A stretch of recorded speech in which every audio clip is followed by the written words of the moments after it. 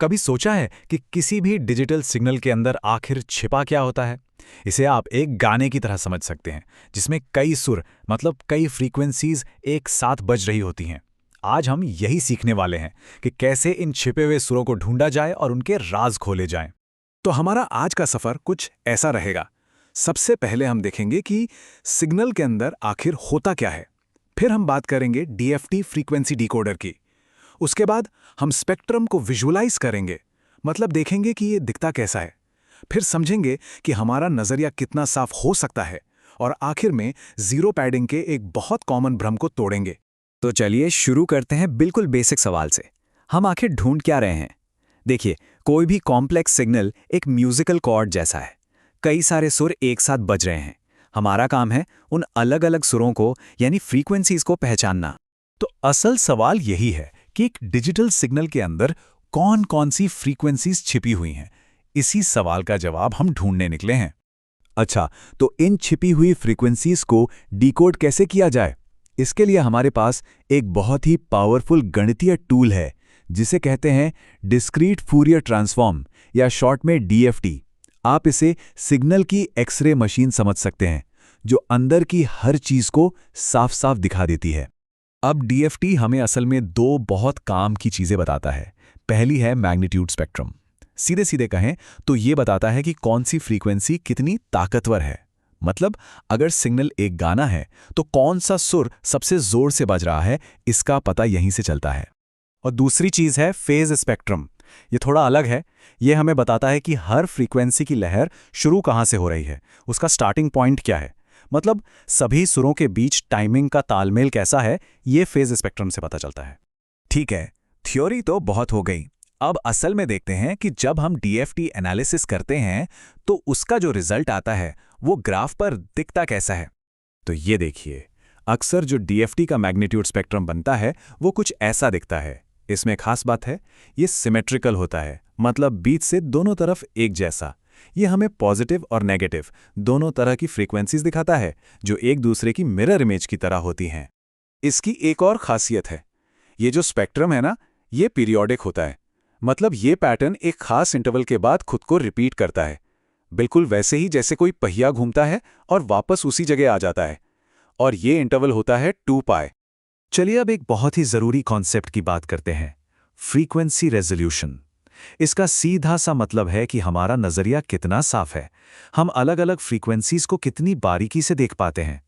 इसे ऐसे समझिए, फ्रीक्वेंसी रेजोल्यूशन का मतलब है डीएफटी की वो काबिलियत जिससे वो दो बहुत पास पास वाली फ्रीक्वेंसीज में फर्क कर सके। मान लीजिए कि हम 10 हर्ट्ज और 11 हर्ट्ज को अलग अलग देख पा रहे हैं। ये पूरी तरह से रेजोल्यूशन पर ही डिपेंड करता है। और इस रेजोल्यूशन को कैलकुलेट करने का एक सीधा सा फॉर्मूला है, delta F is equal to F S by N. यहां एफ एस का मतलब है सैम्पलिंग फ्रीक्वेंसी और एन है हमारे पास मौजूद सैंपल्स की संख्या। ये फॉर्मूला बहुत बहुत जरूरी है।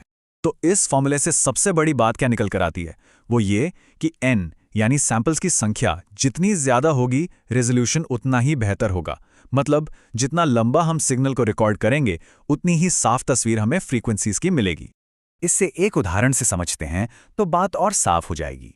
मान लीजिए हमारे पास सिर्फ 250 सैंपल्स हैं, तो हमारा रेजोल्यूशन कम होगा और हम 10 हर्ट्ज और 11 हर्ट्ज के बीच फर्क नहीं कर पाएंगे।